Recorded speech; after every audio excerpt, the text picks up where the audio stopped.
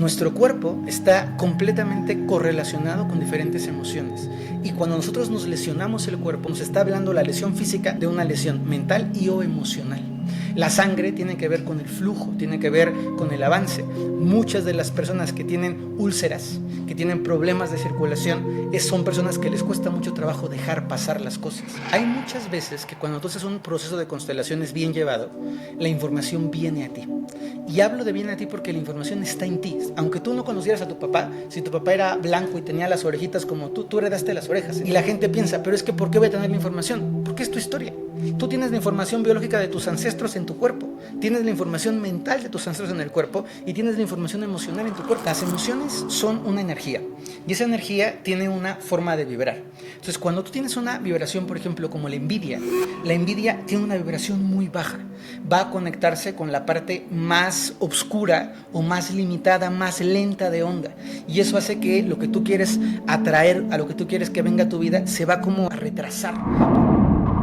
Hola creadores, bienvenidos a un episodio más del podcast. Para los que no me conocen, mi nombre es Marcelo Segarra y hoy les traemos a Fernando Broca.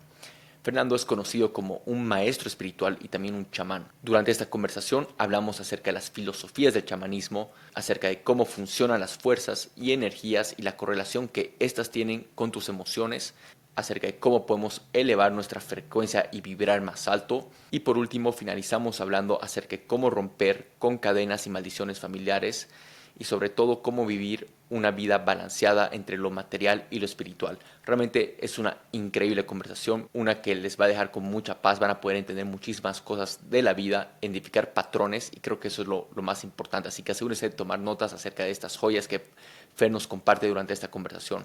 Y por último, si son nuevos acá, no olviden suscribirse a este canal de podcast, a este canal de YouTube, dependiendo dónde lo estén escuchando. Sobre todo porque en las siguientes semanas van a estar saliendo increíbles conversaciones que hemos tenido en Ciudad de México, próximamente en Madrid y Barcelona. Así que ahora le damos la bienvenida a Fernando Broca. Bienvenido a Creadores. ¿Cómo estás, Marcelo? Mucho gusto, gracias por el espacio. ¿Cómo describirías tú a lo que te dedicas? Es una pregunta muy bonita. Me dedico a ser un despertador, pero en lugar de sonar con la alarma a las 7 de la mañana, a mandar mensajes constantes para que la gente tome conciencia de quiénes son, de la razón por la cual están aquí y del tiempo tan interesante que nos está tocando vivir. ¿Por qué crees que eso es tan importante? Porque siento que estamos viviendo un proceso evolutivo muy, muy profundo. Creo que todas las almas que estamos habitando este tiempo entendimos que iba a ser una universidad bastante compleja, que nacer en este parteaguas de eras, de cambios, de tiempo tan abruptos es un desafío y porque tengo mucha esperanza en que los seres humanos tenemos la capacidad de darle la vuelta a esta tuerca para que a todos nos vaya mejor. Cuando mencionabas hace unos minutos que estamos, nos ayudas a despertar técnicamente. ¿Sí? ¿Estamos dormidos? Estamos dormidos y muy dormidos. A veces pensamos que solo en la cama y en la noche es cuando entramos en ese estado de sueño, pero yo observo a la gente caminando por la calle en estado zombie. Me doy cuenta que hay poca interacción entre las personas, que no apreciamos la vida, el tiempo, el sol, el aire, el agua, que de pronto estamos como totalmente inmersos en un automatismo frenético, buscando el éxito, la gloria, el dinero y estamos olvidándonos realmente de lo que la vida significa. Creo que nos duerme la presión social, creo que nos anestesiamos consumiendo muchísimos distractores en el mundo. Creo que somos o vamos perdiendo la capacidad de asombrarnos, de maravillarnos con las cositas sencillas. Creo que los seres humanos estamos en una especie como de frenesí, lo percibo como si fuera una carrera loca, en un modo de supervivencia, sin pararnos a realmente revisar, reflexionar, entrar en nosotros y tomar conciencia. Por eso es que acompaño al despertar. ¿Crees que antes, siempre el ser humano ha sido así? No. ¿Antes lo éramos? No, no solamente antes, sino hay lugares en donde la vida tiene otro tiempo, otro ritmo. Creo que estamos en un momento de la humanidad en donde hay tanto que estamos como cuando eres un niño y llegas a la paletería o a la nevería y hay 35 sabores que ya no sabes ni qué sabor elegir, y entonces terminas sufriendo porque querías el de coco pero pediste el de fresa. Y antes la vida era más sencilla, antes había chocolate y vainilla, y entonces o chocolate o vainilla y eras tan feliz con tu helado. Creo que la humanidad ha perdido el ritmo de la vida, pero hay espacios, lugares. Tú vienes de un país que conozco y que se me hace muy bonito, que es Bolivia. Creo que cuando uno va al campo, en toda nuestra América preciosa, y va realmente a las personas que aún cultivan la tierra, que se dedican a vivir en un ritmo mucho más biológico y orgánico, el tiempo transcurre diferente, las prioridades son distintas, la comunicación se da desde un lugar muy profundo. Me sorprende poderosamente el que no es toda la humanidad la que está dormida, pero sí es la parte de la humanidad que mayormente llamamos desarrollada. Yo encuentro mucha más conciencia, mucha más presencia en un niño indígena que todavía sabe mirar al sol para saber qué hora es, o que todavía puede cuestionarse si va a venir el tiempo del agua o no, que en la mayoría de los niños que están arriba de un avión con una tableta viviendo de una forma muy desordenada y muy desconectada de su ser y de lo superior. ¿Qué crees que es esto? O sea, ¿qué es lo que ha pasado? ¿Qué es lo que nos ha hecho perder o entrar a un estado menos consciente, dormidos?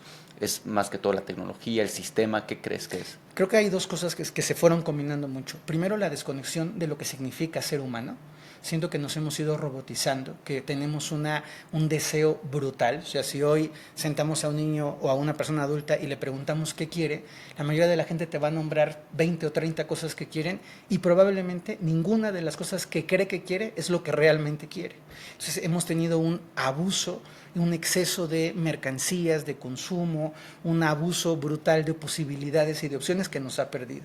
Y por el otro lado, yo creo que nos hace mucha falta Dios, que hace mucha falta volver a lo trascendente, a darnos cuenta que no se trata solamente de aquí, de los próximos 4 años, que tenemos que dejar un legado, que venimos de una historia, que tenemos que volver a mirar a los abuelos, a los ancianos, a los padres, que yo creo que hay una gran sabiduría en nuestros pueblos originarios, y es como si hemos despreciado lo viejo, lo rancio, lo autóctono, para irnos a lo sofisticado y a lo moderno. Cada vez más las ciudades van pareciendo todas iguales. Si uno viaja por las ciudades modernas del mundo, tienen un skyline muy similar, las avenidas son iguales, las tiendas son iguales, la gente se viste igual, los hoteles, da igual si estás en Singapur o en Italia o en Nueva York, están de la misma manera. Y yo digo, olvidamos que hay algo que nos hace diferentes y que nos hace únicos. Olvidamos que hay una parte que va mucho más allá del consumo directo, un sentido de dejar un legado, de dejar una huella.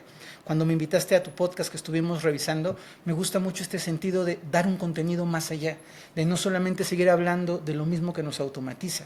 Entonces, para resolver a la pregunta, creo que hay 2 elementos: el exceso de deseo y la insatisfacción de resolverlo, y siempre esta hambre voraz de ir por más sin importar lo que tengamos, y por otro lado, la desconexión de las raíces y la falta de conciencia de lo superior y de lo divino. Uh-huh. Vamos a volver a esta parte en un par de minutos, pero quiero poner la base, porque a ti te conocen como un chamán. Uh-huh. Háblanos un poco sobre qué es qué significa ser un chamán, sobre las filosofías que tiene el chamanismo. Bueno, me gustaría hacer solamente subrayar un punto. No es que me conozcan, es que soy un chamán. O sea, no es simplemente que la gente lo dice, sino que hay todo un encargo, hay un ofrecimiento, hay un trabajo detrás. Un chamán es una persona que habita entre 2 realidades. Nosotros sabemos que hay una realidad física, palpable, tangible, a la que le llamamos, por lo menos en México, tonal. Es la parte física, la que podemos sentir, la que podemos experimentar, pero hay otra realidad que es una realidad sutil, una realidad vibrante, una realidad energética, que es una realidad del espíritu, que se llama nahual. Y entonces el chamán está justo en la mitad entre el nahual y el tonal, y sirve como un intérprete. Es quien le hace sentir al tonal la presencia del nahual, y quien a veces le toca expresarle al nahual lo que es el tonal, porque son 2 mundos que se tocan, pero que no necesariamente se mezclan. Para ponerles un ejemplo muy sencillo, tú puedes escuchar una canción, puedes escuchar música, y la música tiene un tonal, las notas, el teclado, la voz, los micrófonos, el audio, todo el desarrollo de la tecnología. Pero hay un nahual. Hay una emoción en la canción, una inspiración, un momento de magia donde te toca el duende, y la canción se vuelve algo más que solo los componentes que hacen a la canción ser canción. Pasa con la comida, que es algo increíble. Cuando tú te comes un plato de arroz, pues el arroz es arroz y fundamentalmente puede tener ajo, agua y lo que haga falta para cocinarlo.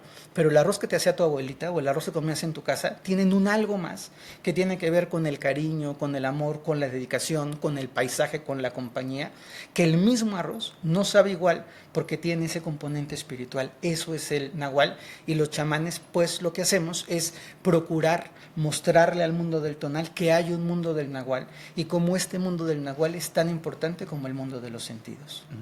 ¿Qué tipos de creencias tienen? No me gustaría hablar de los chamanes como un todo, porque somos muy amplios, hay chamanes en América, en Bolivia, hay chamanes en Ecuador, Perú, Colombia, Argentina, Venezuela, Brasil, Chile y arriba en Alaska, en Canadá, pero básicamente los chamanes creemos en algo que de forma más sociológica se llama animismo. Y lo que queremos es que detrás de todas las cosas que están vivas hay una conciencia. Que detrás de los árboles hay una conciencia, que detrás del agua hay una conciencia, que la tierra tiene una conciencia, que cuando dos personas se encuentran más allá del encuentro físico hay una conciencia sutil, y a esas conciencias les llamamos fuerzas.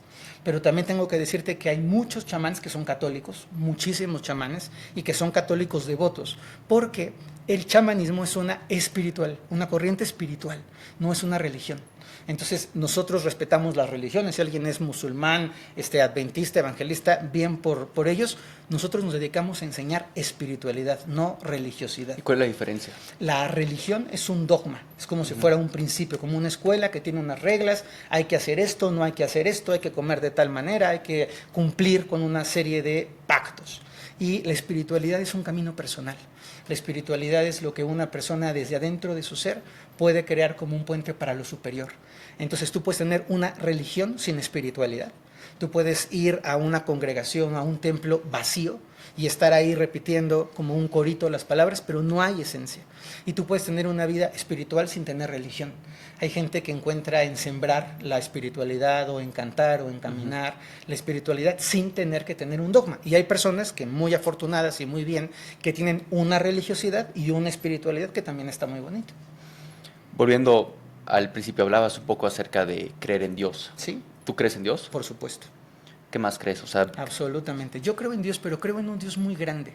No creo en el Dios que está solo en un cuadro, ni en el Dios que habita en un solo lugar. No creo en un Dios con cara de señor o con cara de señora o con barba, o no creo en una diosa que parece una mujer embarazada. Yo creo en Dios como la sustancia que hace que todo lo demás pueda ocurrir y pueda existir. Tengo una visión de Dios que se ha ido ampliando al paso del tiempo.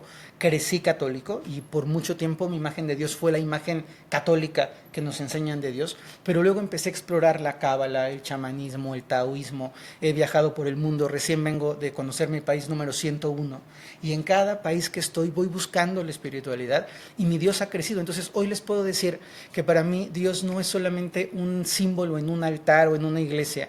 Para mí Dios está presente en la vida, en las palabras cuando se emiten desde el corazón, en la bondad, en una flor que se abre, en un gallito, en una zanahoria, en un ejote, que Dios está en un encuentro entre dos personas que realmente abren su corazón, que Dios está en la vida, en el nacimiento, en el amor y en el arte. Entonces creo en muchísimas cosas, creo en el arroz, creo en la amistad, creo en mi misión de vida, creo en crear comunidad, creo en el destino, y eso se va expandiendo y me permite poder tener una profunda devoción. Cuando entro yo a una sinagoga, aunque no vengo de una familia judía, entro en un respeto y encuentro a Dios. Pero lo mismo me pasa en un ashram en la India, y lo mismo me pasa cuando voy a una montaña sagrada, y lo mismo me pasa en el Titicaca. No estoy separado ni peleado. Y también puedo entrar a San Patricio, Nueva York, y también puedo tener una devoción y un contacto, porque me doy cuenta que Dios está en todo y que simplemente las personas, por su religiosidad, lo tratan de meter a un cajoncito, y ese es el cajoncito en el que el común de la gente cree.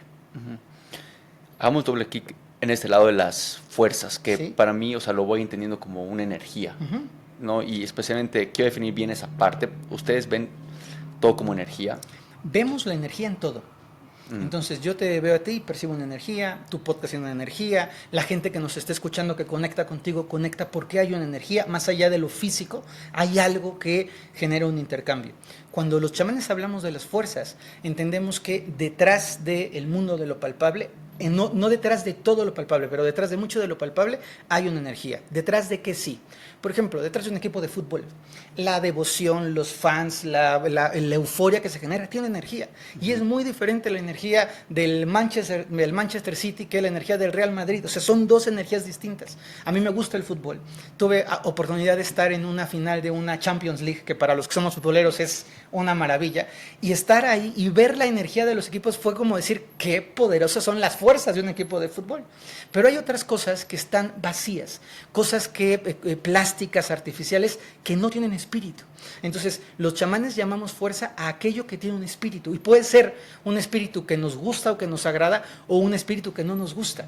El dinero, por ejemplo, tiene un espíritu, la abundancia tiene un espíritu, pero no es lo mismo el dinero que se gana de una industria que el dinero que se gana haciendo malos actos. No es lo mismo cómo se produce la abundancia de un país de gente trabajadora que la abundancia que produce un país de lavado de dinero. Son diferentes fuerzas, ambas energías, pero no son el mismo tipo de energía. Y cuando, quiero hacer doble clic en esta parte, porque ¿Sí? se habla mucho de energía buena, energía mala. ¿Sí? ¿Cómo uno puede darse cuenta qué es energía buena y qué es energía mala? Para mí es un detalle incorrecto, ¿no? Porque cuando hablamos de energía buena y mala, siempre hablamos desde un juicio. Entonces, a mí lo que no me gusta lo voy a decir malo, y lo que sí me gusta lo voy a decir bueno. Pero si tú eres una persona corrupta, pues si lo corrupto te gusta, vas a decir que está bien ser corrupto y que está mal ser honesto. Entonces, yo hablo de energía y hablo de alta frecuencia y baja frecuencia. Entonces, hay energía que te suma, que te hace crecer, que te hace buena persona. Por ejemplo, hay gente que de repente entra en enredo y dice, ¿cómo? Pero el chamanismo va en contra del dinero. Y yo digo, no, en el chamanismo hay una enseñanza bien bonita en relación al dinero. Y dicen que si tú eres capaz de ganarte el dinero de una buena manera, tienes que sentirte orgulloso de tu dinero. De lo que no te puedes sentir orgulloso es de ganarte el dinero de mala manera. Y entonces, cuando pienso en las fuerzas y en la energía, me doy cuenta, si yo produzco abundancia desde un buen lugar, haciéndole bien al mundo, mi abundancia es una fuerza de vibración alta, porque está bien conectada, es coherente, es correcta, va por un buen camino. Pero si yo hago mucha abundancia dañando o destruyendo o enfermando, pues mi abundancia será muy grande, pero la frecuencia es muy baja. Entonces, como en este mensaje es, la gente tiene que entender, abundancia es abundancia. Cómo vives la abundancia es lo que hace que sea alta frecuencia o baja frecuencia. El amor es una energía preciosa, pero si el amor a ti te sirve para manipular o para destruir, pues el amor es baja frecuencia, aunque sea amor, un amor tóxico. Y si el amor te ayuda a impulsar a la persona que quieres, a llevarla a mejorar, a crecer, a dar lo mejor de ti, el amor tiene una alta vibración. Entonces, lo que yo enseño en mis cursos, en mis talleres, a través de mis libros, es que la gente puede aprender cómo vivir del lado de la vida bonita, en donde tú puedes vibrar alto y tener todo lo que la vida pone, porque la vida es buena, la vida está aquí para disfrutar. Yo no estoy ni en contra de la tecnología, ni en contra de la moda, ni en contra de la belleza, me parece que es parte de la vida, pero solo bien vivida, solo bien construida, solo que edifique y que haga algo bueno para ti y para los demás. Cuando estás hablando de esta parte de frecuencia, ¿tiene una correlación igual con la conciencia? La conciencia es lo que hace que tú puedas percibir las frecuencias. Entonces, cuando tienes una frecuencia muy chiquita, por ejemplo, si tú a un niño le enseñas que decir groserías está bien, el niño va a registrarlo como si fuera la verdad. Y eso no tiene que ver con las groserías, tiene que ver con la conciencia del niño. Pero si el niño crece y lo reeducas, puede decir, no, eso que yo creí en un momento, ya no lo creo, ya no me sirve y lo tengo que transformar. Entonces, cuando nosotros vamos cambiando de nivel de conciencia y vamos actuando en mayor coherencia con un nivel de conciencia más alto, vamos entrando en frecuencias más altas. Es como algo muy natural. No sé si alguna vez te ha pasado, Marcelo, que estás vibrando en una frecuencia, tienes un grupo de amigos, una forma de relacionarte, y de repente hay un cambio en ti, y tus amigos se empiezan a ir, y tu vida empieza a cambiar, y te mueves del lugar y encuentras otras personas distintas. Y eso es porque en esa frecuencia primaria ya no cabes, ya no estás ahí, te mueves y entonces se mueve tu entorno. Y eso es algo muy bonito, porque eso se llama evolucionar. Si nosotros nos quedáramos siempre en el mismo nivel de conciencia, nunca evolucionaríamos, nos quedaríamos siempre encerrados en la misma cajita, en el mismo cuadrito, sin darnos cuenta que la vida es mucho, pero mucho más amplia. Hablabas un poco acerca de estas emociones. Yo creo mucho que, digamos, hay unas emociones que podemos percibir más voy a poner etiquetas negativas, por ejemplo, sentir culpa, sentir ira, y ahí está, creo que es la pirámide de Maslow, no sé si es la de Maslow, pero hay una pirámide que habla sobre la frecuencia y las emociones. ¿Puedes hablarnos un poco de eso, si es que está totalmente correlacionado? Sí, está relacionado. Las emociones son una energía y esa energía tiene una forma de vibrar. Entonces, cuando tú tienes una vibración, por ejemplo, como la envidia tiene una vibración muy baja. Va a conectarse con la parte más oscura o más limitada, más lenta de onda. Y eso hace que lo que tú quieres atraer, a lo que tú quieres que venga a tu vida, se va como a retrasar, porque tu frecuencia de vibración es muy baja.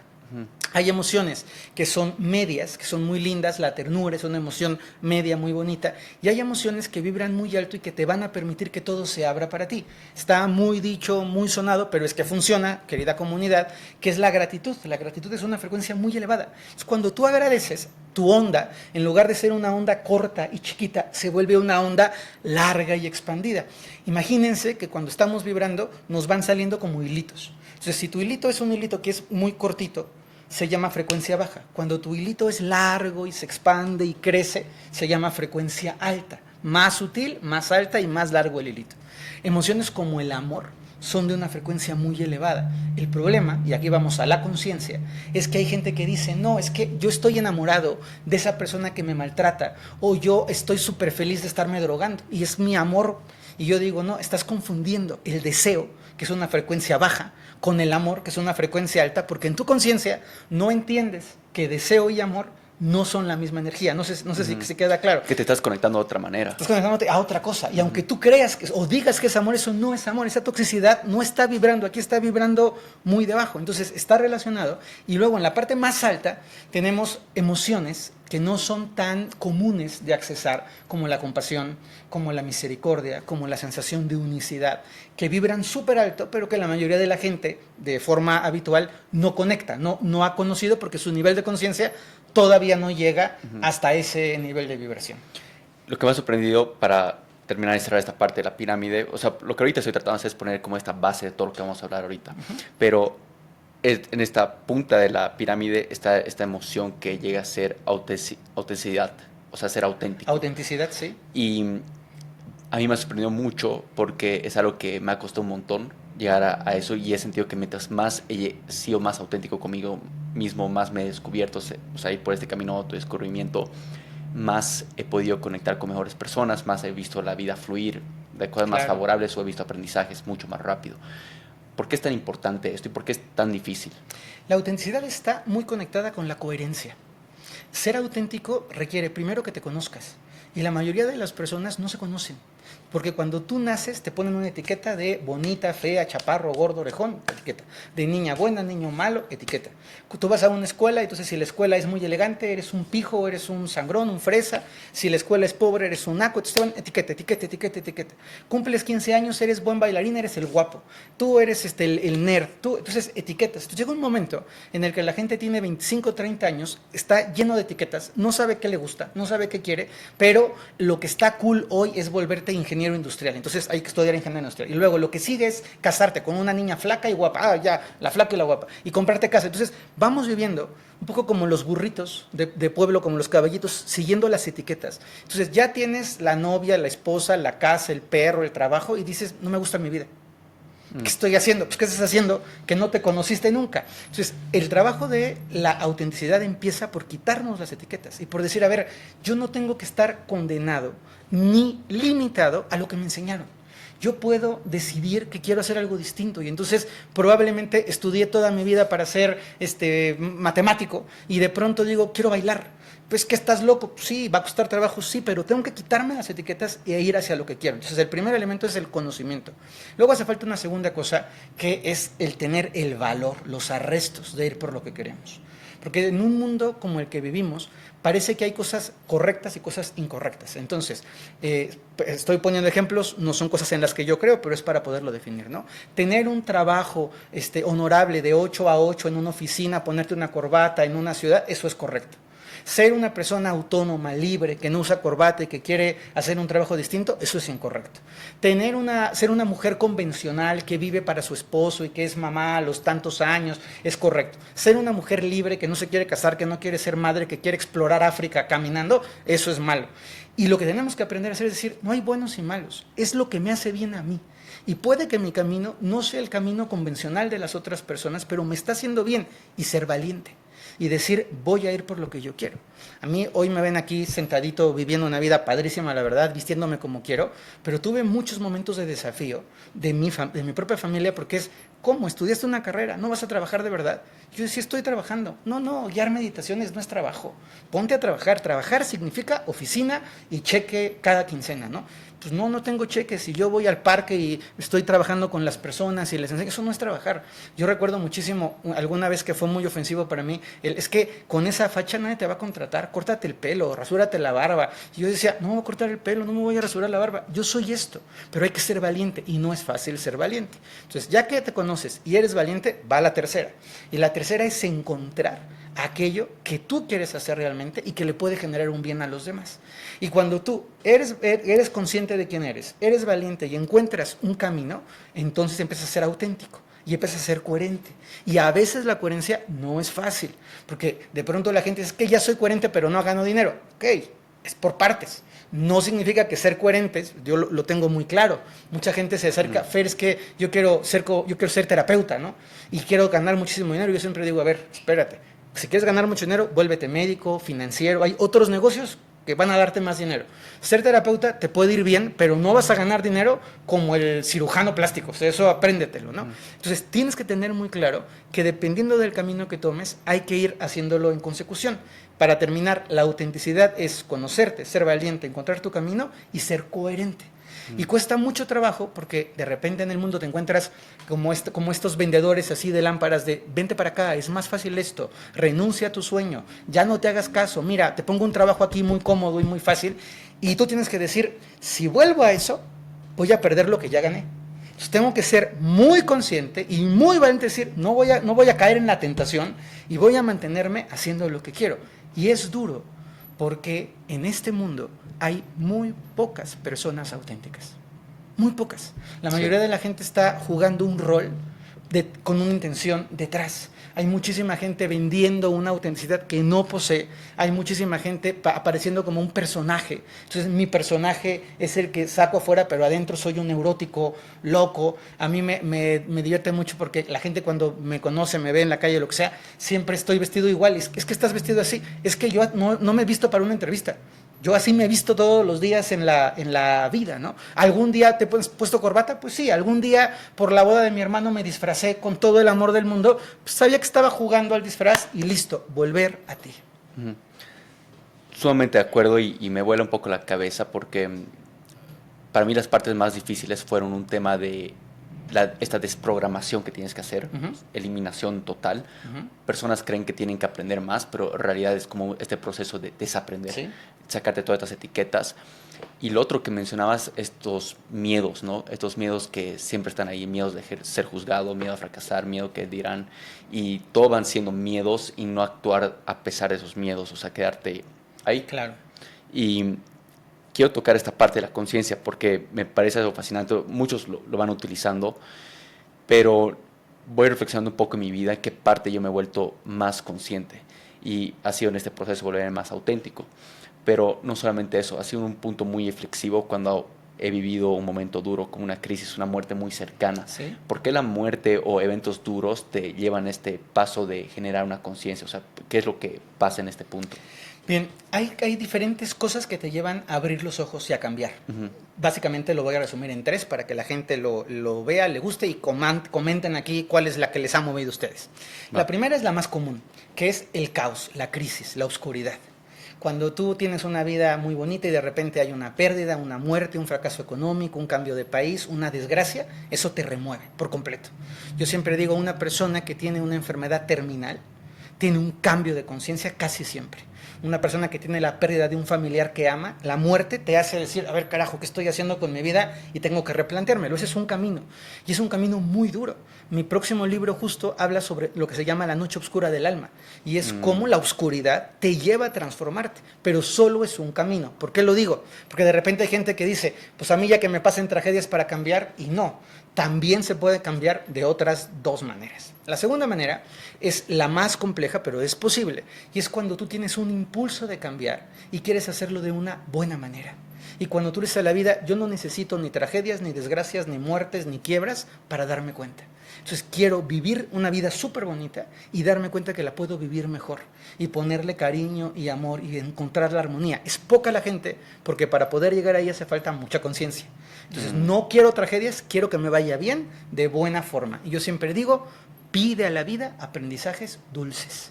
Sería la segunda. Y la tercera, que es la menos común, es cuando hay personas que nacemos con una marca para tener procesos evolutivos. Entonces tienes desde chiquito una abuelita que te crió de una manera muy consciente, o encuentras un mentor espiritual cerca de ti, o tienes un amigo en la primaria que le vuela la cabeza y te revoluciona, o te llega el libro correcto y entonces dices, ¿qué onda con este libro? Me está abriendo los ojos, y se vuelve algo muy bonito, porque entonces no necesitas ni la tragedia ni el aprendizaje, sino es como si te pusieran la tira de materias para poder dar los pasos y así poder evolucionar y crecer. Hagamos doble clic en esta primera. Bueno, y antes, ¿cuál fue la tuya? ¿Cuál fue tu camino?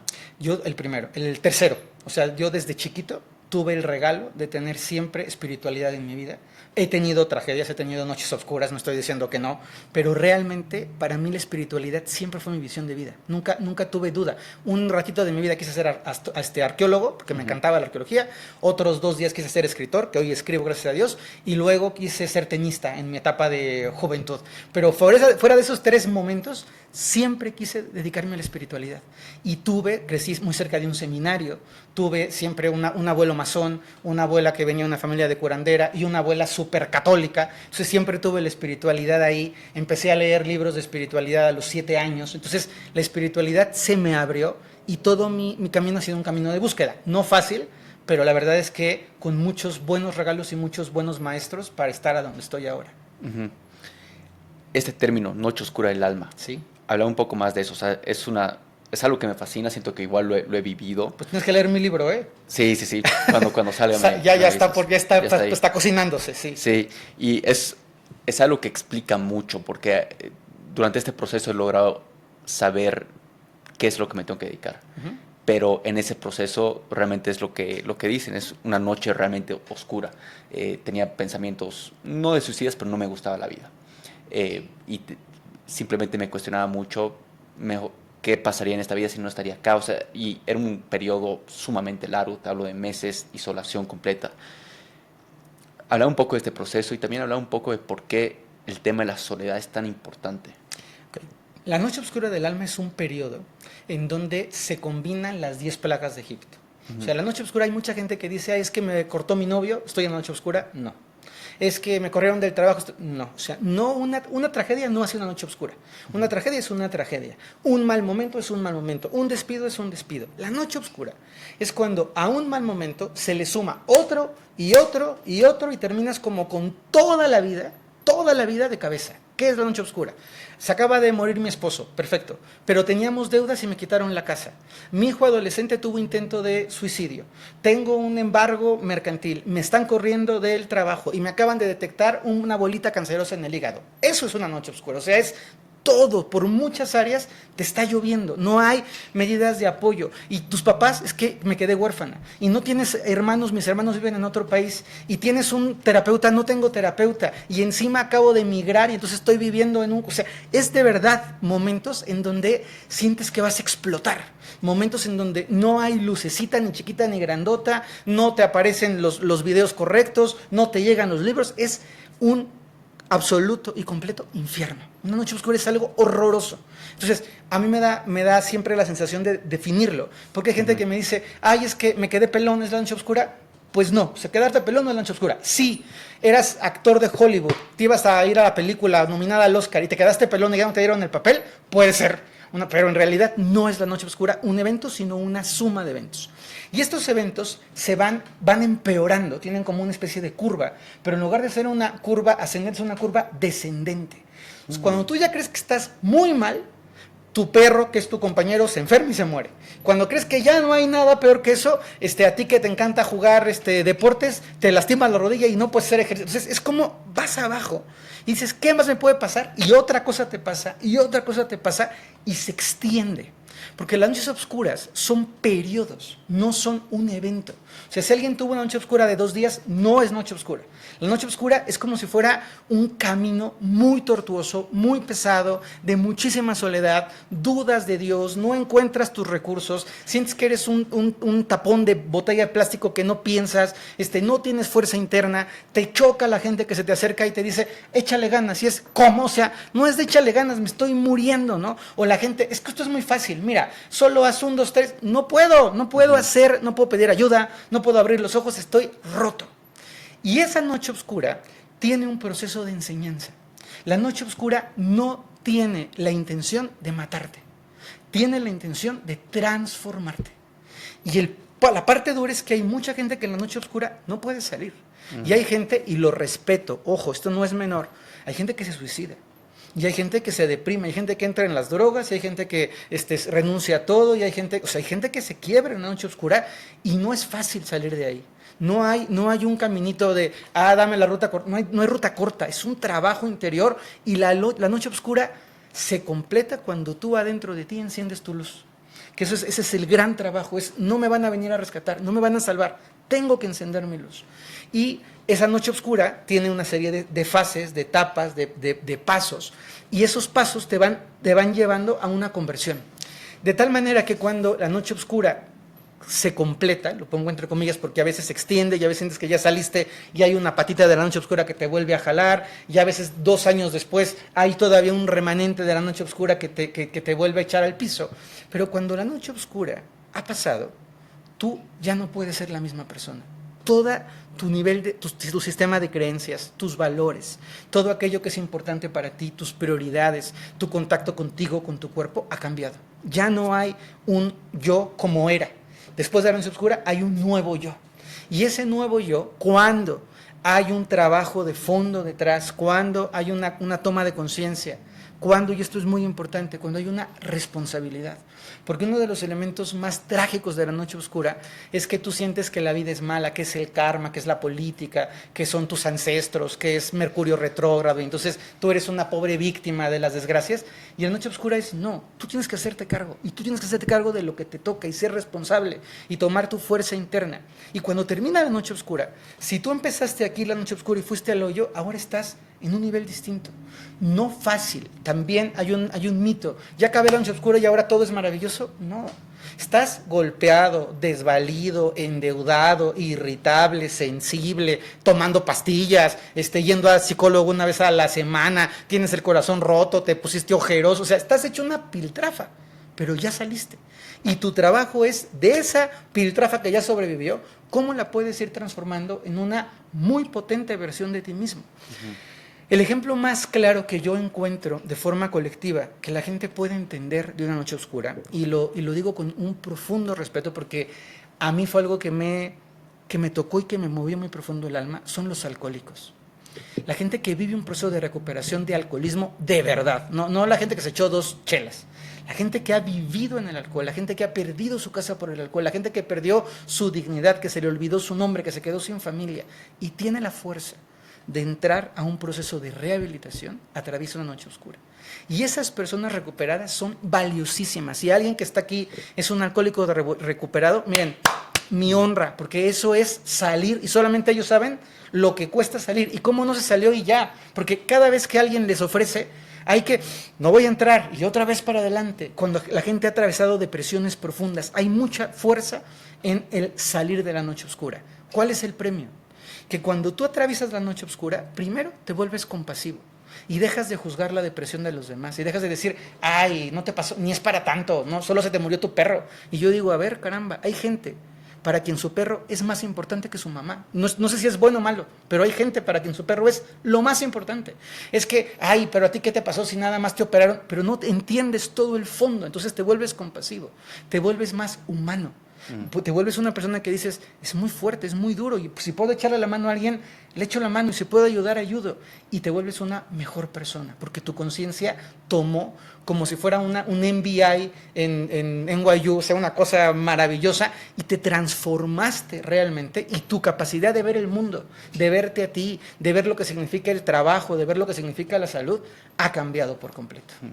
Me encanta cómo lo explicas porque contándote súper corto igual un poco lo que me pasó, Sí. me tocó vivir, o sea, tras esa muerte pasaba todo, o sea, sufrir traición de amigos, traición de familia, y técnicamente yo iba cambiando, o sea, todo, o sea, fui una escuela cristiana, mis padres me bautizaron católico, pero en ese momento era cuando cuestionaba más mi religión, cuestionaba qué creía, era una persona materialista, tenía todo a mis 22 años y pasé de técnicamente vivir mi vida todos los días de tomar alcohol, drogas, mujeres y fiestas a ser una persona totalmente diferente. Pero era un proceso de, obviamente, te estoy hablando, 3, 4 Sí. años, tras pasar sumamente una presión, salió este diamante, ¿no?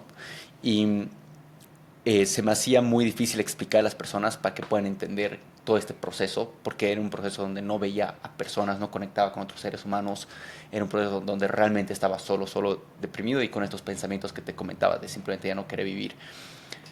Pero en este proceso logré encontrarme con varios métodos porque quería curar, quería sanar, quería sentirme mejor, quería entender el mundo, quería entenderme, porque era una persona totalmente materialista y que sabía que en este caso la muerte me hizo pensar, o sea, en algún momento voy a volver a ver a mi padre, qué creo, o sea, venían miles de ideas a mi mente, ¿no? Ahora, esto me llevó a varias cosas que te he escuchado hablar previamente. Y son temas que me crucé, por ejemplo, con tu contenido, por ejemplo, con temas más de constelaciones familiares, con temas más de lo que es la espiritualidad y, no sé, regresiones, vidas pasadas, o sea, todo este bollo de tipo de terapias que poco a poco fui conectándolo, porque creo que todas estas están conectadas y tienen su propósito. Y lo primero que fui viendo es el tema más familiar, por ejemplo. Y quisiera que nos vayas hablando un poco más Claro. de esto, porque bueno, la pérdida de mi padre fue un evento trágico, que fue un asesinato y todo eso, todo tipo, o sea, ese asesinato fue por un tema material, por dinero. Y simplemente todo dinero que venía por ese lado era como un dinero de muy mala energía. Si lo invertíamos era pérdida total, si bien lo volvíamos efectivo pasaba algo, el banco lo congelaba por X, Z motivo, pero simplemente muy mala energía. Y yo tengo una hermana que decíamos, esto no puede estar pasando, o sea, hay algo acá. Y es ahí donde fuimos indagando ambos, o sea, por nuestro camino, y luego nos encontramos. Entonces, háblame un poco de esto, o sea, qué es lo que pasa desde un lado más familiar, igual con lo que es el tema de las cadenas familiares, y de ahí vamos tocando estos tipos de terapias que me imagino que lo has ido viendo. Claro. Lo que a nivel familiar tenemos que entender que somos como una ramita de un árbol y que lo que el árbol se nutre traspasa a la ramita o le llega a la ramita. Si el árbol está seco y está podrido, la ramita se va a secar. Si el árbol está nutrido, la ramita se va a nutrir. Entonces nosotros venimos de una familia y esa familia sabemos que heredamos lo físico, ¿no? Los ojos, la forma de la nariz, la constitución del cuerpo. Pero también heredamos un montón de patrones emocionales. Heredamos la alegría, hay gente que viene de familias súper festivas, que todo es chorcha, y hay gente que hereda la capacidad de generar dinero, y entonces viene de familias muy prósperas y hacen prosperidad y sigue la prosperidad. Hay personas que vienen de familias muy tóxicas y entonces se hereda la toxicidad, las relaciones destructivas. Hay personas que vienen de familias muy conservadoras y entonces todo es el miedo y qué barbaridad y qué van a decir los demás. Entonces cada uno de nosotros tenemos que entender que heredamos lo físico, pero también heredamos el ADN, lo biológico, pero también heredamos lo energético. Cuando en una familia ha ocurrido un evento, eso se llama patrón. Y ese evento tiende a repetirse, sobre todo cuando ese evento ha pasado en una generación y luego en otra generación y luego en otra generación. Por ejemplo, en tu historia, no te lo pregunto a ti directo, pero poniendo el referente, si hay un asesinato y hay que revisar si antes hubo otro asesinato, otra muerte violenta, y antes hubo otro asesinato, otra muerte violenta. Pues cuando yo digo, es que fíjate, hay mi bisabuelo alcohólico, mi abuelo alcohólico, mi padre alcohólico, yo alcohólico. Son 4 patrones que se han venido generando, ¿no? O mucho, para que la gente lo observe. Qué raro, a mi abuelita la dejó el abuelo, a mi mamá la dejó mi papá, y a mí mi marido también me deja. Qué extraño que 3 generaciones, o a mí y a todas mis primas y a mis hermanas, que es cuando dices, ahí hay un patrón. Estos patrones son inconscientes. Ningún papá quiere decir, te voy a heredar lo feo, hijo. Nadie, ningún papá lo tiene consciente, pero lo llevan dentro y lo transmiten de una forma más allá del consciente. Entonces, te enseñan a tener miedos, te enseñan a tener dudas, te enseñan a tener límites mentales. Cuando tú entiendes esto, tú tienes que darte cuenta que a veces, y esto es importante ponerlo bien enmarcado, a veces tú no puedes avanzar en la vida porque tienes unas anclas a tu familia, a esos patrones que te están impidiendo avanzar. Lo que contabas tú del dinero me suena muchísimo patrón familiar. Tengo el dinero, pero no lo puedo gastar, no lo puedo disfrutar, no lo puedo invertir. Es un dinero malo porque viene de un dolor, de una tragedia, de una muerte, y yo no quiero ese dinero. En el fondo yo no quiero ese dinero porque ese dinero se ha pagado al precio de la vida de mi papá. Entonces, a mí ese dinero no me gusta ni me hace feliz. Cuando tú tienes ese bloqueo, es como si tú quisieras avanzar, pero tienes esos hilos que están tirando de ti. Las constelaciones familiares, que es algo que yo hago y que enseño, hacen que tú puedas mirar ese patrón y decir, yo ya no quiero estos ganchos, quiero transmutar esa herencia emocional y quiero volver a sentir un estado de merecimiento, de conexión positiva con el dinero. Pero lo pongo a veces porque hay gente muy guanguenchona que piensa que todo tiene que ver con los ancestros, y yo digo, no. A veces no tienes dinero porque eres un flojo, o a veces no tienes dinero porque eres un desordenado y no tiene nada que ver con tus papás. Porque si no caemos en ese estado de victimismo, en donde yo no soy responsable de nada y toda la culpa es de los ancestros. Entonces, a veces hay una influencia, pero a veces no hay una influencia y hay que entenderla y trabajarla. También heredamos cosas muy bonitas. También de los ancestros heredamos la ética, también podemos heredar la belleza física, también podemos heredar la espiritualidad o podemos heredar el don de gentes. No sé si esto se entiende, pero esta gente que cae bien y que a donde va siempre es como muy bien acogida, eso también se puede heredar. Y el punto es aprender a mirar a nuestra historia. Yo me doy cuenta cuando doy los talleres de constelaciones familiares que la gente no sabe mirar a su historia, que no conocen la historia ni de sus papás. Conocen cachitos, pero no conocen bien qué ha pasado con los papás, qué ha pasado con los abuelos, de dónde viene la familia, cuáles han sido las pérdidas. Y eso a veces yo no lo veo atrás, pero lo estoy viviendo, porque tengo el patrón en mí, aunque no sea consciente de su existencia. Por otro lado, así como hay ganchitos que tiran de ti y no te dejan avanzar, también hay algunos patrones que te empujan. Como por ejemplo cuando vienes de una familia que yo sé que son muy mujeriegos, los hombres tienen muchas mujeres. Entonces tú yo quiero ser fiel, pero hay algo que me empuja a decir, vamos, no es tan malo. Y cuando volteas dices, claro, el tío, el otro abuelo, el otro abuelo, el otro tío abuelo, todos tenían mujeres, y entonces en mi familia, según esa creencia o ese patrón, ojo, no estamos juzgando, no estoy diciendo que sea correcto, está bien para nosotros tener 3 mujeres o 4 mujeres o tener hijos regados. Y hay que observar tanto lo que tira de nosotros como lo que nos está empujando. Hay personas que yo me di cuenta de un patrón muy curioso haciendo una constelación, que tenían un empujón a la muerte. Y era una familia en donde el abuelo había sido corredor de coches de velocidad en México, se mató. Luego 2 de sus hijos, carreras de velocidad, y se habían matado.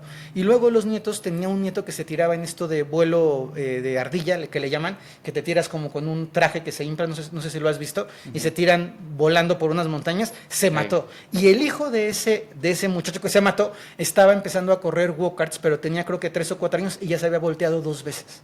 Entonces yo decía, ¿qué parte no entienden? De que esto los pone en riesgo. O sea, ¿cuántos más se tienen que morir para que entiendan que el riesgo no es favorable en su sistema familiar? Y a veces la gente no lo ve porque no se da cuenta. Pero acá, dando ejemplos, porque digamos el patrón que veo en mi familia llega a ser el tema del corazón de las arterias. Por ejemplo, mi hermana tiene colesterol alto, yo tengo colesterol alto, mi papá le hicieron 3 bypasses antes de que él fallezca, su madre se murió de un paro cardíaco, su padre igual se murió de un paro cardíaco, o sea, está ahí. ¿Sí? Entonces el patrón está identificado, pero ¿hay una manera de romperlo o simplemente es evitarlo? Fíjate qué importante. El patrón, ustedes tienen evocado el patrón físico, el corazón, hay que ir al cardiólogo, pero detrás de cada parte de nuestro cuerpo hay información. Entonces el corazón simbólicamente representa el territorio. Y cuando mires la historia de todos los que se han muerto y tengan temas de colesterol y demás, observa si sienten amenazado su territorio, que les van a quitar su casa, que les van a quitar su propiedad, que los van a sacar del lugar donde nacieron, que van a perder el control, porque cada órgano tiene un sentido. Entonces, estar enfermo del corazón no es solamente la parte biológica y mecánica, que sí, sino la parte emocional. Tengo miedo a perder lo que es mío, siento amenazado lo que es mío, constantemente tengo que estar defendiendo lo que es mío, que me hace mucho sentido con lo que me contaste de tu padre, y entonces ahí hay un miedo al territorio que se expresa en el corazón. Tú tienes que ir al cardiólogo, pero también tienes que sanar esa creencia y esa emoción de que estás todo el tiempo en amenaza de perder lo que es tuyo. Y podría ayudarte muchísimo el empezar a hacer una afirmación del tipo: lo que tengo, lo tengo bien ganado y me corresponde por justicia divina. Y entonces es, si tengo un departamento, es mío, me lo gané bien, me corresponde por justicia divina. Tengo una novia, tengo un carro, lo que sea, empezar a trabajarlo, y cuando tú sanas lo emocional, usualmente se corrige lo físico. Yo tengo muchísimos casos de gente que ha sanado lo emocional y va al doctor y ya se le quitó el síntoma. Y se le quitó el síntoma porque ya no hay esa emoción que estaba propiciando el síntoma físico. O sea, tiene mucho sentido. Porque normalmente las personas que... Yo era una persona muy racional y estoy seguro que personas que están escuchando esto tienen esta mente racional, o sea, tratan de poner una ciencia a esto, o sea, cómo realmente puede funcionar esto y cómo les podrías explicar a ellos. Hay una lógica. Lo que pasa es que hay que tener muchísimos conocimientos para explicarlo. Nuestro cuerpo está completamente correlacionado con diferentes emociones. Y cuando nosotros nos lesionamos el cuerpo, también nos está hablando la lesión física de una lesión mental y o emocional. Es muy simbólico cada parte del cuerpo, las muñecas, las rodillas, el estómago, la cabeza, las vértebras. Por ejemplo, algo muy sencillo, la gente que tenga temas de columna, la columna es una columna, está cargando el cuerpo, es su trabajo. Dense cuenta de cómo muchas veces estás cargando algo que no te toca. Estás cargando un problema que no es tuyo, estás cargando una familia que no es tu familia, estás cargando una empresa que no es tu empresa, entonces estás cargando de más y la columna lo resiente.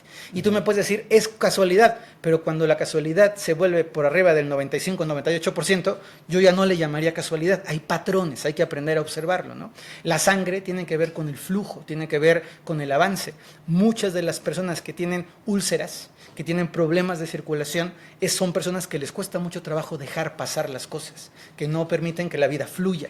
Y entonces, así, cada parte del cuerpo está conectada. Es un tema súper amplio, y lo que le quiero decir a la gente es, si realmente les apasiona, investiguen. Porque yo no soy una persona que crea en esta fe ciega, de porque lo digo yo, créeme. No, hay gente que ha estudiado, hemos estudiado, yo tengo 25 años enseñando. Entonces, cuando a mí me preguntan, yo digo, ¿eres racional? Perfecto. Yo puedo hablar con una persona escéptica pero inteligente. Lo que no puedo es con un necio tonto, porque los necios tontos no quieren escuchar, quieren aferrarse a un... Entonces ahí me da mucha flojera. Pero si tú quieres abrirte, explora, busca, averigua, lee y constata en ti. No todo es una ley. Hay gente que puede decir, no, Fer, yo tengo el corazón mal porque el cardiólogo también es posible. Yo siempre creo que hay una composición entre lo físico y lo espiritual, como te decía al principio del chamanismo, entre el tonal y el nahual. Hablando de esta parte, o sea, principalmente mi historia, o igual viendo un poco los comentarios, porque hemos tenido una experta que habló un poco acerca de constelaciones familiares y demás, pero ¿cómo podemos resolver o saber nuestra historia si es que nuestros padres ya murieron? O sea, ¿cómo podemos retroceder y ver atrás o identificar esos patrones si no tenemos, o sea, no están físicamente ya acá? Hay muchas veces que cuando tú haces un proceso de constelaciones bien llevado, la información viene a ti. Y hablo de bien a ti porque la información está en ti. Aunque tú no conocieras a tu papá, si tu papá era blanco y tenía las orejitas como tú heredaste las orejas. Entonces, la información está en ti.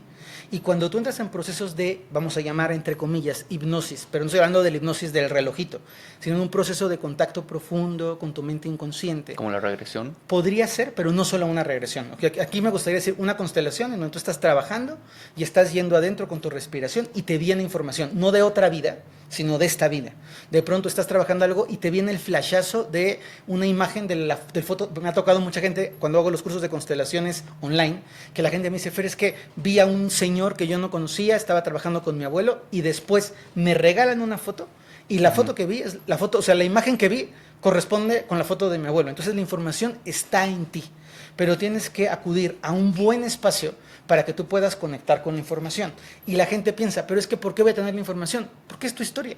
Tú tienes la información biológica de tus ancestros en tu cuerpo, tienes la información mental de tus ancestros en el cuerpo y tienes la información emocional en tu cuerpo. No es, si tú me dijeras, quiero encontrar la información emocional de otra familia, eso sí está muy cañón, pero de tu árbol, a tu árbol, tú siempre puedes acceder. Uh-huh. Hay otras maneras de poder acceder, por ejemplo, hablan mucho de, no sé, este tipo de plantas estilo psicodélicos, ayahuasca, te habla un par de terapias como la carta astral, o sea, ¿hay otras maneras de poder llegar a esta información? Puedes llegar a esa información. Me gusta aquí mucho hacer énfasis en donde no es el método, no, o sea, no es solo el método, sino la persona que te facilite el método. Esto es como decir, ¿mi caso legal se puede resolver? Sí, pero si no te encuentras un buen abogado, un mal abogado puede perder tu caso legal aunque sea muy fácil de ganar, ¿sabes? Entonces, es el método y la persona que comparte el método. Yo siempre voy a insistir que tu corazón te guíe. Hay muchísima gente, como en cualquier entorno, que es muy charlatana. En este mundo hay gente que toma un video de YouTube y ya se siente regresa, o sea, una persona que hace regresiones o una persona que hace medicina de plantas. Y yo siempre digo, cuiden mucho a dónde acuden por su propia coherencia. Y no es que sea yo, hay mucha gente muy valiosa en el mundo. Las plantas medicinales tienen un poder increíble, pero yo creo que hay mucho abuso y mucha desinformación en torno a ellas. O sea, para mí como chamán, yo aprendí a manejar las plantas medicinales, yo conozco las plantas medicinales y he hecho viajes con muchas plantas, pero siempre ha sido un viaje preparado, revisado, consciente, integrado. Después del viaje está mi maestro de chamanismo, ahora partió, pero estaba ahí para qué pasó, cómo lo viviste para integrarlo. Yo veo que hoy se hace un abuso de las plantas como si fueran chochitos o vitaminas, y entonces ve una noche y luego que te vaya bien, y yo digo, qué atrocidad, porque no puedes hacer un viaje y ya, tienes que darte cuenta qué pasó, qué te movió, qué te sintió. Entonces, sí pueden ayudar, pero creo que es muy importante la herramienta, quién lo da y tu estado interior. También puede ser que te lo esté dando alguien muy bien y que tú no estés receptivo o no estés listo. Entonces hay que combinar todos los elementos para que eso se pueda ir construyendo. Queda súper claro. Vamos a ir cerrando porque sé que tienes un horario límite, pero quiero tocar esta parte del balance entre lo material y lo espiritual, que es justamente esta parte. O sea, creo que cuando estás explorando ese tipo de terapias, es muy fácil crear, como en inglés le ponen ese término, un rabbit hole, o sea, de entrarte y técnicamente seguir y seguir y seguir. Buclearte, para los que no hablan y nunca, inglés. es un mundo de nunca acabar, ¿no? O sea, yo veo una persona que, por ejemplo, que están muy cercanas en mi vida, que si algo le sale mal, tengo que ir a constelar. O sea, en vez de lidiar con el problema, o sea, pasa un pequeño problema, tengo que hacer una regresión. Tengo que meterme un psicodélico. O sea, se van metiendo en esto como excusa a todo lo que va mal en su vida cuando ellos no toman esa responsabilidad. Sí. Entonces, ¿dónde está este balance entre este mundo más material y también lo espiritual? Voy a tomar primero tu pregunta, que me interesa y que me gusta muchísimo. No podemos evadir nuestra responsabilidad y ponérsela a alguien más en las manos. Incluso tengo mucha comunidad y hay mucha gente que me llama a su maestro y yo lo honro mucho. Y cuando la gente viene y me dice, Fer, resuélveme la vida, no, yo no te voy a resolver la vida. Yo te voy a compartir herramientas, pero te toca a ti resolver tu vida. Si tú no le chambeas, si tú no te trabajas, ni hay chochitos, ni medicina, ni pase mágico, ni trabajo que te lleve a cambiar. El cambio siempre se produce dentro.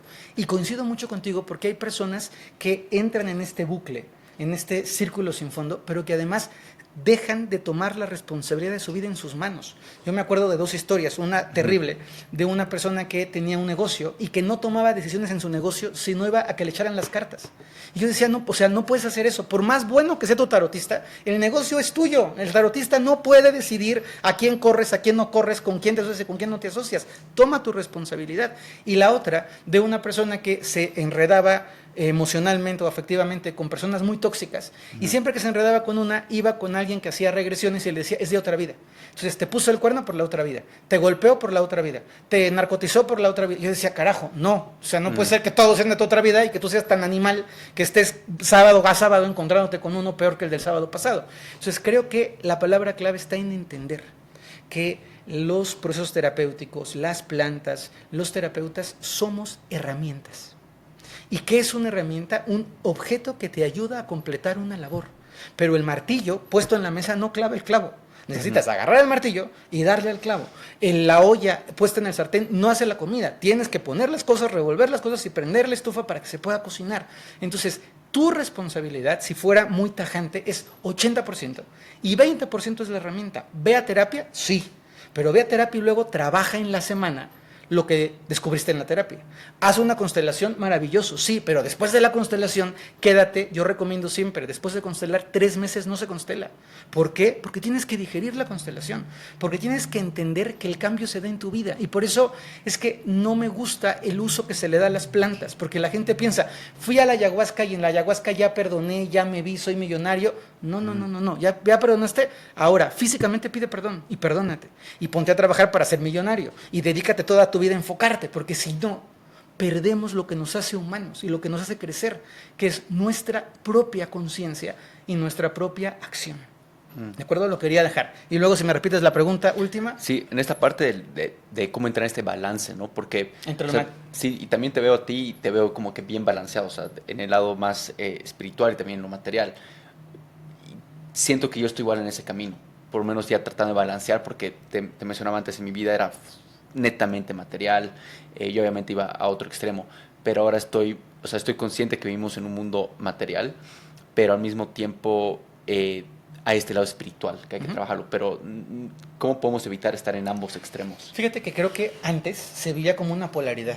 Sí. A mí me dio por mucho tiempo vergüenza ser material. O sea, yo estaba en el otro lado, hay que ser espiritual y entonces no me compro zapatos. Entonces mis zapatos viejos y ahí aguanta hasta que se hagan hoyo, ¿no?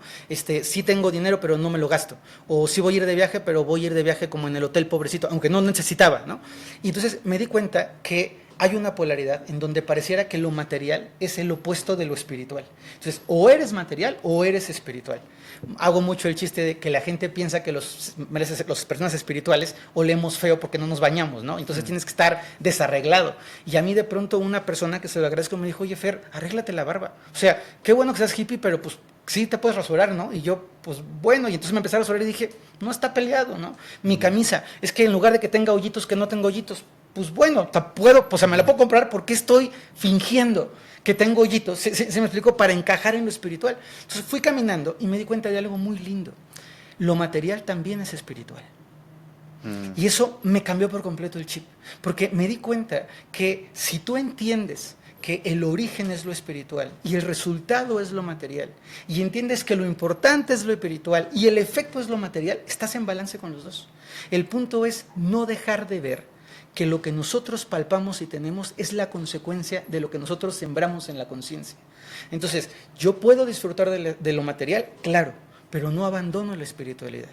Y si tuviera que elegir, primero la espiritualidad y luego lo material, pero si mi espiritualidad me está llevando de una forma bien ganada a tener una vida material y no la tomo, estoy despreciando lo espiritual. No sé si estoy despreciando lo que yo he hecho. Si la vida me ha permitido comprarme unos zapatos bonitos y me gustaron, ¿por qué no me los voy a comprar por fingir que soy espiritual? Entonces ha habido una transformación muy poderosa y muy bonita en mí, de tener antes vergüenza de tener, literalmente vergüenza. Y entonces podía vivir en un lado, pero vivía en otro más sencillo para que no fuera a ver la gente. Y entonces iba de viaje, y entonces no viaja en chicken class, no te vayas a una AM Plus o a una ¿no? Y cuando me daban ascenso a business es que nadie me veía porque ¿cómo voy a volar en primera? Y luego dije, caramba, voy a volar en primera porque he hecho las cosas correctamente, que me están dando este regalo. Nunca he pagado un vuelo en primera, siempre han sido ascensos, quiero aclarar, pero si me lo están dando, hombre, que a todo dar es volar en primera, y voy en primera meditando, como si fuera en chicken class meditando, igual, sin perder ni transformar mi esencia. Y esto me lo terminó de enseñar una mujer muy valiosa, a quien yo le agradezco siempre desde mi alma, que era una gran cabalista, una cabalista súper archi requeta recontramillonaria, y una mujer muy espiritual.